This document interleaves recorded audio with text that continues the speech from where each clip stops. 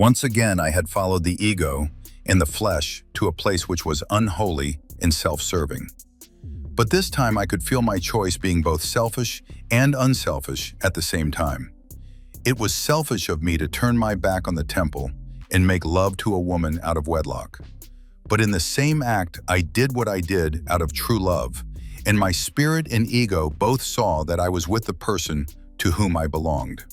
I could not regret this because it was my choice to make love to her, and now it would be my choice and duty to care for her and our unborn child. Once I was outside the gates of the temple for life, my existence was quickly filling with the ways of the ego and the flesh. My diet changed from vegetarian to carnivorous. I worked very hard to provide for my family, and my body craved protein by the pound. Long days of hard physical work changed even more of my habits learned in the temple. After caring for a family, I found very little time to meditate and pray. Most evenings when I got home, I would eat dinner, spend time with my family, and relax before bed. I had truly become a man of the world again.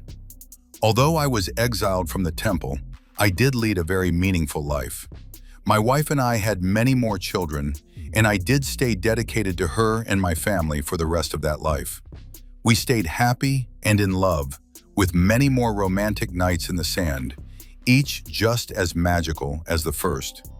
I worked hard to build us a home and had a dedication to our togetherness far stronger than my life at the temple. We lived for each other's spirit, and as husband and wife, I allowed the flesh to find its pleasures of romance under the guidance of spirit. The spirit was with me just as much as the ego was, as I found that my love for this woman became my balance of the spirit and ego in that lifetime. I truly believe that all of the time I spent at the temple was preparing me for the commitment I made to the woman I loved.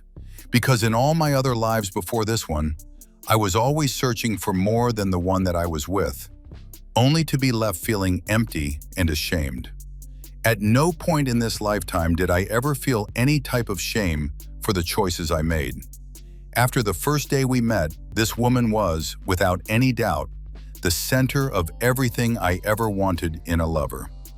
And as for being exiled from the temple, I don't believe that it was my choice to make, because with the temple and my lover, the love I had for both was not something that I was in a frame of mind to choose between. The choice was made for me because I was not going to give up my lover and our child. They soon forced me to leave the temple, but the teachings of the temple never left me. Although I did fall prey to the flesh and the ego, just long enough to live out the remainder of my life with a lover and a family, I could feel the balance of ego and spirit working together to be a man of flesh under the guidance of the spirit. I would have to say that this lifetime was one for me to try to pattern future lifetimes after, in the lifetimes to come. In many of the lifetimes after this one, I have longed for that goddess who posed as a temptress to re-enter my life. What I experienced with her was total and complete. I have had many soul connections while walking the sands of the earth, but I can recall at this time only one true soulmate. She changed my life in ways I did not know were possible, and for that, my heart will forever be searching for the love which stopped me in my own tracks. Many came close, but I now know it was just wishful thinking with all others and a lot of acting on both of our parts.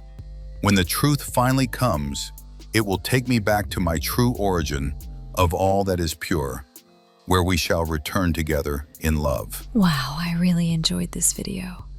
I can't wait to see what's next.